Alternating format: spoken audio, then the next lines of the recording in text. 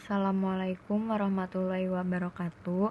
Kami dari kelompok 7 ingin membahas tentang materi kami yang berjudul perencanaan bahasa. Yang pertama ada perencanaan bahasa atau language plan. Menurut Bjorn H. Gernot dan Jyotirinda Dasgupta, bahasa planning adalah perubahan bahasa yang disengaja, yaitu perubahan dalam sistem kode bahasa atau berbicara, atau keduanya yang direncanakan oleh organisasi yang didirikan untuk tujuan tersebut atau diberi mandat untuk memenuhi tujuan mereka. Menurut Joan Rubin, perencanaan bahasa berfokus pada solusi untuk masalah bahasa melalui keputusan tentang tujuan alternatif, sarana, dan hasil untuk menyelesaikan masalah ini. Dan menurut Robert Philipson, perencanaan bahasa secara tradisional berkaitan dengan masalah kekerasan keterampilan ahli bahasa dan lainnya untuk pemecahan masalah status dan korpus bahasa dalam situasi di mana dirasakan bahwa rekayasa bahasa dapat membantu.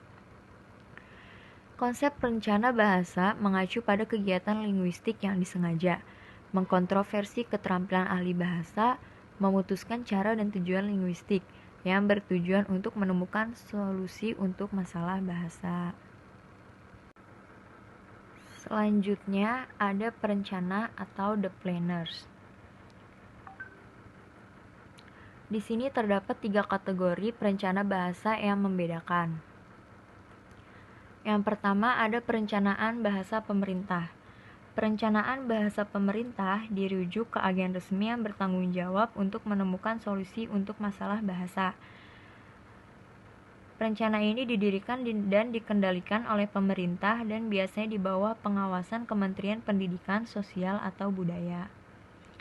Biasanya, perencana ini memiliki agenda untuk memenuhi dan mengeluarkan beberapa kebijakan penting, seperti bahasa apa yang harus diajarkan dan digunakan dalam program pendidikan formal atau bahasa lokal apa yang harus diklasifikasikan sebagai bahasa sehari-hari yang terancam punah. Nah, rencana atau keputusan yang diambil biasanya itu disebut dengan kebijakan bahasa. Yang kedua ada perencanaan sosial. Perencanaan sosial dirujuk ke lembaga non-pemerintah yang kegiatannya berpengaruh terhadap bahasa yang digunakan dalam masyarakat. Dalam perencanaan dapat mendukung, menyetujui, atau menolak kebijakan bahasa yang diputuskan oleh agen resmi. Contohnya seperti akademi-akademi Spanyol di negara-negara Amerika Latin, akademi. Ada perencanaan atau the planners. Di sini terdapat 3 kategori perencanaan bahasa yang membedakan. Yang pertama ada perencanaan bahasa pemerintah. Perencanaan ini dirujuk ke agen resmi yang bertanggung jawab untuk menemukan solusi untuk masalah bahasa itu didirikan dan dikendalikan oleh pemerintah dan biasanya di bawah pengawasan Kementerian Pendidikan, Sosial, atau Budaya. Yang kedua ada perencanaan sosial. Perencanaan sosial ini dirujuk ke lembaga non-pemerintah yang kegiatannya berpengaruh terhadap bahasa yang digunakan dalam masyarakat. Para perencana dapat mendukung, menyetujui, atau menolak kebijakan bahasa yang diputuskan oleh agen resmi. Yang ketiga ada perencanaan bahasa pribadi. Perencanaan ini mengacu pada individu yang pandang linguistiknya dapat berkontribusi pada keputusan resmi yang dibuat tentang malah bahasa oleh pemerintah. Selanjutnya ada faktor-faktor yang mempengaruhi rencana bahasa. Yang pertama ada faktor sosial.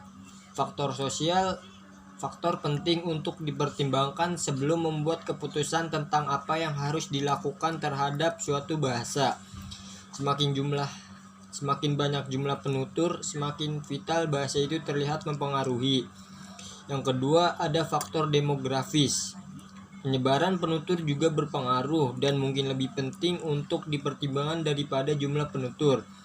Sebuah komunitas bahasa yang hidup di tempat yang terkonsentrasi lebih mudah dikendalikan oleh sebuah agensi daripada ketika para penutur tersebar.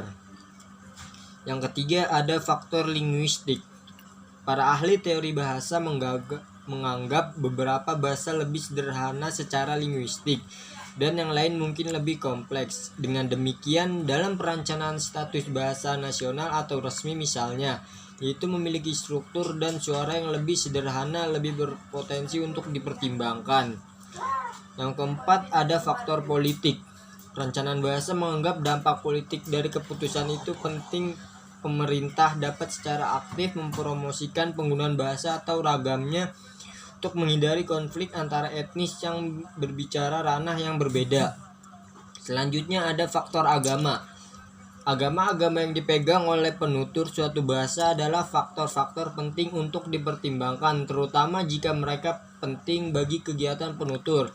Pilihan bahasa Hindia sebagai bahasa nasional di India dan Arab di Sudan telah menjadi bukti untuk pertimbangan tersebut.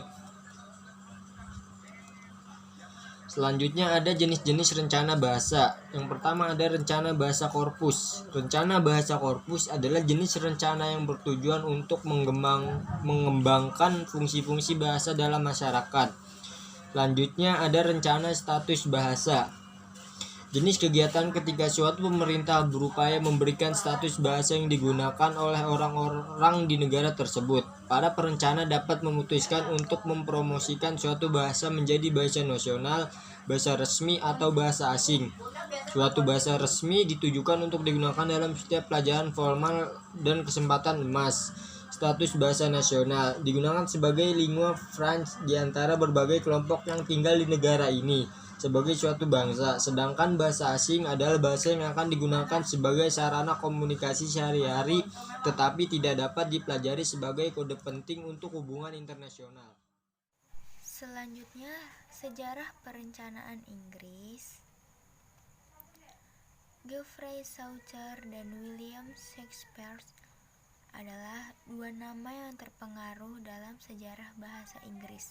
Sumbangsih mereka terhadap perkembangan bahasa Inggris sangat penting dalam perkembangan leksikon bahasa. Sejak sekitar abad ke-9, bahasa Inggris telah ditulis dalam alfabet bahasa Latin yang menggantikan huruf-huruf yang digunakan oleh Anglo-Saxon. Tetapi, standarisasi dalam surat berbahasa Inggris baru saja ditetapkan pada akhir abad ke-15. Dan pada abad itu, ragam Inggris London menjadi kode standar. Kemudian di akhir abad ke-16, banyak yang dilakukan oleh orang-orang untuk inventarisasi dan perluasan kosakata bahasa Inggris. Pada abad ke-17, British Imperialisme menyebar di seluruh dunia. Berbagai dialek geografi bahasa Inggris mulai berkembang. Pada abad ke-18, kebutuhan untuk mengatur penggunaan bahasa Inggris terasa sangat kuat. Pada akhir abad 18 hingga pertengahan abad 19, multibahasa mulai mendapat perhatian. Pada abad ke-19, beberapa perencana melanjutkan pekerjaan. Pada 1883, Asosiasi Filologis Amerika bekerja sama membentuk Asosiasi Reformasi Ejaan yang menyelesaikan beberapa solusi dari masalah bahasa Inggris. Lalu pada abad 20, penelitian Inggris Amerika dan dialek Amerika sangat maju. Jurnal ilmiah, akademik, dan kamus diterbitkan dan diperluas. Pada 1979, Chrissy Maher mendirikan Play English Campaign untuk mempromosikan dan membujuk organisasi di UK dan luar negeri agar berkomunikasi dalam bahasa Inggris yang sederhana. Selanjutnya ada sejarah perencanaan Indonesia. Dari asal-usul linguistiknya, bahasa Indonesia telah melalui perjalanan panjang. Awalnya merupakan ragam bahasa Melayu yang digunakan oleh orang-orang yang tinggal di sekitar Sumatera Tenggara. Upaya paling awal yang dicatat ketika kamus pertama Melayu Belanda diterbitkan pada 1603 di Belanda kamus itu adalah karya Frederick de Houtman. Bahasa Melayu mulai tersebar luas sebagai linguis perancah. Identifikasi varietasnya muncul pemerintahan Belanda. Di bawah POC mengidentifikasi dua varietas, yaitu Melayu tinggi dan Melayu rendah. Pada abad ke-19, beberapa kegiatan perencanaan penting dicatat seperti pendirian beberapa surat kabar dan adanya kamus asli Melayu tinggi. Pada abad 1896, Cha van Ophuijsen adalah tokoh penting pertama sejarah rencana Melayu menjadi Indonesia. Ia menerbitkan sebuah buku tentang tata bahasa Melayu. Pada tahun-tahun berikutnya, orang Indonesia yang berpendidikan merasa terdorong untuk menentukan nasib bahasa mereka. Contohnya para penulis Indonesia yang awalnya bekerja untuk agensi Belanda, lalu mulai menulis untuk mengembangkan bahasa Indonesia. Jadi sebelum 1920-an, kaum nasionalis dan sastrawan mulai menerima undangan dari Belanda untuk membentuk bahasa. Pada akhirnya 1920-an, perkembangan bahasa sepenuhnya di bawah kendali masyarakat adat itu sendiri. Puncaknya ketika Kongres Pemuda Indonesia pertama di Jakarta, lalu pada hari kedua, Sumpah Pemuda terjadi dan terbentuknya tekad untuk pengguna bahasa Indonesia sebagai bahasa persatuan. Sultan Takdir Ali Syahbana, Armin Vane, dan Amir Hamzah adalah salah satu tokoh intelektual Indonesia yang dihormati sebagai penggagas bahasa modern. Mereka melalui Kongres Bahasa Indonesia pertama pada tahun 1928, lalu bahasa Indonesia ditetapkan sebagai bahasa resmi. Komisi Bahasa didirikan dan Ali Syahbana ditetapkan sebagai pemimpin bersama Soeharto, Soekarno, dan Hatta. Selanjutnya pada 1947, Soeharto, Menteri Pendidikan dan Kebudayaan, telah mengembangkan sistem ejaan menjadi ejaan Republik atau ejaan Soeharto. Pada 1952, sebuah lembaga bahasa didirikan di Jakarta bernama Lembaga Bahasa dan Budaya. Kongres Bahasa kedua diselenggarakan dan dicatat sebagai momen perpecahan antara perencanaan progresif Indonesia dan yang konservatif. Pada 1969, setelah pergantian pemerintahan, Lembaga Bahasa Nasional telah menggantikan lembaga yang lama. Pada 1975, dengan semangat meningkatkan bahasa sendiri, institusi lembaga memberikan nama baru, Pusat Pembinaan dan Pengembangan Bahasa, yang pada akhirnya dikenal dengan Pusat Bahasa pada 2001.